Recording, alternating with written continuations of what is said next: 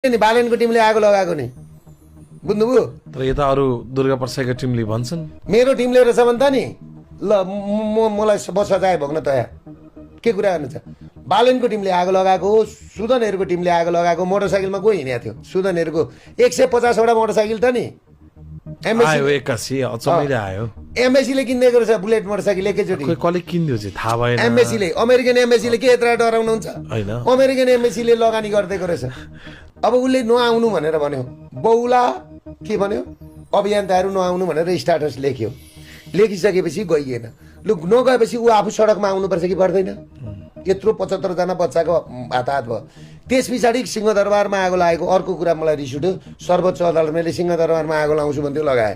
बालेनको बुगाको मात्रै देश होइन, बालेनले कति तिर्छ ट्याक्स? त्यसको 50 गुणा बढी म ट्याक्स तिर्छु राज्यलाई। अब एउटा कुरा भन्दैछु, बालेनको बुगाहरूको त अहिले पनि इन्डियामा भोटर लिस्ट छ।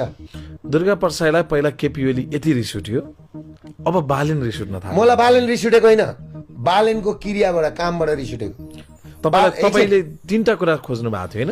दुर्गा प्रसाईले चाहिँ कम्तीमा बालेन सडकमा गएर मृतक परिवारलाई भेट्नु पर्थ्यो, त्यो बेलाको तपाईँको माग। अहिले जनताको पनि त्यही हो सायद, मलाई पनि त्यो लाग्छ। त्यो लोकप्रियता घट्नुको एउटा कारण त्यो पनि जस्तो लाग्छ। एउटा यो माग अनुसारको सरकार जसरी बालेनले खोजेको थियो, यदि हो भने त्यो अनुसार